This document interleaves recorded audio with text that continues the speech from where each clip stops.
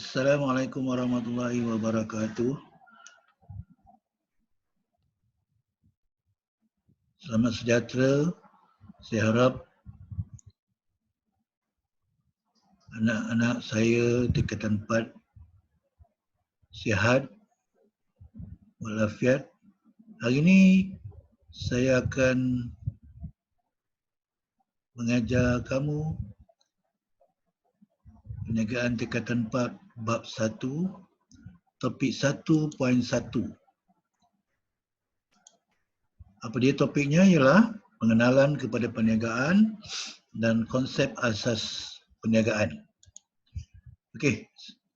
Yang pertama, perniagaan adalah aktiviti yang melibatkan urus niaga jual beli barang atau perkhidmatan antara penjual dengan pembeli bagi memenuhi keperluan dan kehendak pengguna.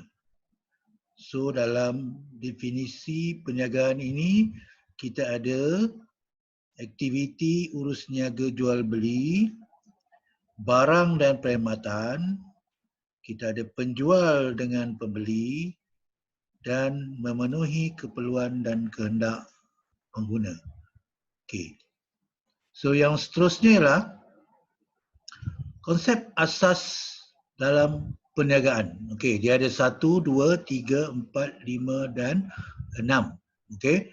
Penjual dan pembeli memuaskan kehendak pengguna, pertukaran nilai, keuntungan perniagaan, konsep perniagaan, barang dan perkhidmatan. Okey. Yang pertama ialah barang dan perkhidmatan. Barang dan perkhidmatan ini adalah dikenali sebagai produk. Okey, dikenali sebagai produk. Okey. Barang perkhidmatan ini disediakan untuk memenuhi kehendak dan keperluan pengguna. Okey. Barang adalah sesuatu yang mempunyai bentuk fizikal. Okey, kalau tengok sini bentuk fizikal. Okey. Merupakan objek yang dapat dilihat serta disentuh. Okey. So kalau orang tanya tentang barang, barang adalah merupakan sesuatu yang mempunyai bentuk fizikal, objek yang dapat disentuh dan dapat dilihat. Okey, manakala perkhidmatan pula adalah aktiviti memberi faedah kepada pengguna dan peniaga.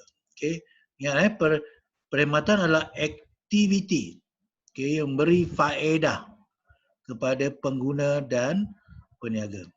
Okey, perkhidmatan tidak mempunyai bentuk fizikal secara khusus. Tiada bentuk fizikal. Okey. Disalurkan terus kepada pengguna oleh peniaga yang menyediakan perkhidmatan tersebut. Saya beri contoh kalau tukang gunting rambut. Dia menyalurkan perkhidmatan menggunting rambut terus kepada pengguna. Jadi dia tak ada satu bentuk barang fizikal pun. Kalau kita katakan gunting itu adalah merupakan barang. Tapi perkhidmatan pengguna, perkhidmatan tukang gunting itu adalah merupakan perkhidmatan yang tidak ada bentuk fizikal secara khusus dan disalur terus kepada pengguna. Okey. Yang kedua ialah memuaskan keperluan dan kehendak pengguna. Okey. Keperluan adalah sesuatu yang diperlukan oleh manusia untuk meneruskan hidup. Meneruskan hidup. Okey. Keperluan adalah terhad. Okey, adalah terhad dan mudah dipuaskan. Okey, mudah dipuaskan dan sama dengan semua individu. Semua orang keperluannya adalah sama.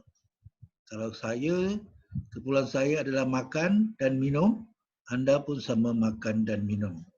Okey, kalau keperluan saya pakaian, awak pun sama juga perlukan pakaian. Okey. Lain daripada itu, keperluan ini adalah sesuatu yang diperlukan manusia untuk terus hidup. Kalau tak ada, manusia boleh jadi mati. Okey. Kehendak, apakah kehendak? Kehendak adalah merupakan keinginan manusia untuk hidup lebih selesa. Okey? Lebih selesa. Kalau kita pergi kedai, contohlah katakan kita pergi Jajusko, kita pergi Aeon, Taman U. Awak duduk di Seri Pulai, katakan kalau jalan kaki boleh tak? Boleh. Tapi awak mesti berkeinginan untuk naik kereta atau naik bas atau naik motor. Itu adalah merupakan keinginan untuk lebih selesa. So kehendak ini tidak terhad. Okey. Sekarang kita suka motor tapi kita suka motor yang besar. Tak adalah Honda Cup. So memanglah tidak boleh dipuaskan, sukar untuk dipuaskan dan setiap orang berbeza-beza. Tak ada satu orang pun kehendaknya adalah sama. Dia berbeza-beza. Okey. Peniaga perlu menawarkan barang dan perkhidmatan yang dapat memenuhi dan memuaskan keperluan dan kehendak manusia jika mereka mahu memajukan perniagaan. Okey, seterusnya, yang ketiga, pertukaran nilai. Merupakan aktiviti urus niaga yang melibatkan tindakan pembeli memberikan sesuatu yang bernilai kepada penjual sebagai balasan kepada produk yang diperolehi. Yalah, kalau kita beli barang, kita akan bayar wang kepada penjual dan kita dapat barang yang kita minta. Okey. Urus niaga akan berlaku sekiranya wujud persetujuan antara penjual dan pembeli tentang harga yang ditetapkan. Mesti ada persetujuan. Katakan awak beli kuih, awak beli nasi lemak, dia mesti ada persetujuan antara penjual dan pembeli. Okey. Yang seterusnya, yang keempat adalah keuntungan perniagaan. Tidak ada satu perniagaan pun yang berniaga tanpa ingin kepada keuntungan. So, keuntungan adalah merupakan lebihan hasil jualan setelah ditolak semua kos yang terlibat. Ada dua jenis kos, iaitu kos pengeluaran dan kos operasi. Ini kita akan belajar di dalam bab yang lain nanti. Kos pengeluaran apa, kos operasi apa. So keuntungan adalah merupakan jumlah jualan tolak jumlah kos. Okay. Tahap keuntungan yang diperoleh sebuah perniagaan boleh dijadikan petunjuk bahawa perniagaan ini berjaya atau mampu bersaing di pasaran. Ia melambangkan imej dan kecemerlangan sebuah perniagaan. Okey, apabila sebuah perniagaan telah berjaya memaksimumkan keuntungan, maka perniagaan tersebut bertanggungjawab untuk menyumbang semula sebahagian daripada keuntungan kepada masyarakat setempat. Okey. Yang kelima, penjual dan pembeli. Okey, dalam konsep asas perniagaan ini kita kena ada penjual, iaitu individu yang menawarkan barang atau perkhidmatan, dan kita perlu ada pembeli, iaitu pihak yang memerlu dan menghendaki barang atau perkhidmatan. Peniaga atau penjual dan pembeli merupakan melakukan urus niaga di pasaran, satu tempat. Okey. So urus niaga berlaku apabila peniaga membeli dan setuju dengan masa, harga, kuantiti serta tempat barang atau perkhidmatan tersebut dibekalkan. Okey. Yang keenam, yang terakhir sekali ialah merupakan kontrak perniagaan. Kontrak merupakan perjanjian yang dimeterai oleh dua atau lebih individu. Okey, pihak-pihak tersebut akan terikat secara sah kepada perjanjian yang telah dipersetujui.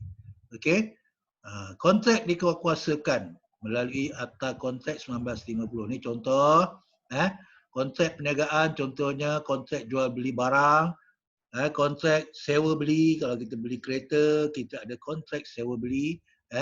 Kontrak perniagaan berperanan untuk melindungi pengguna dari dalam urusan perniagaan daripada ditipu atau menipu. Mungkin pengguna menipu ataupun penjual menipu. Jadi kontrak tersebut melindungi mereka untuk melindungi pengguna, untuk melindungi penjual daripada berlaku penipuan. Okey.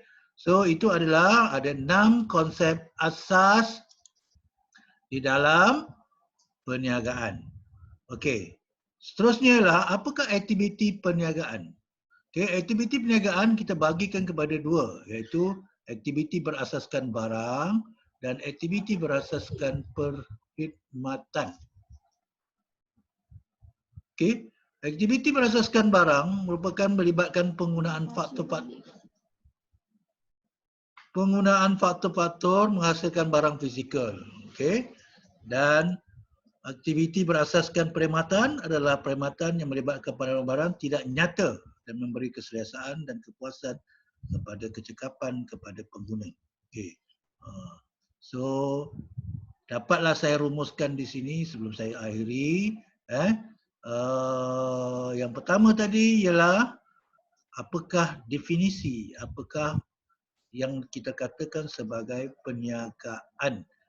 Dan yang kedua, 6 konsep asas perniagaan dan aktiviti-aktiviti perniagaan, iaitu aktiviti berasaskan barang dan aktiviti berasaskan perkhidmatan. Jadi setakat ini kita jumpa lagi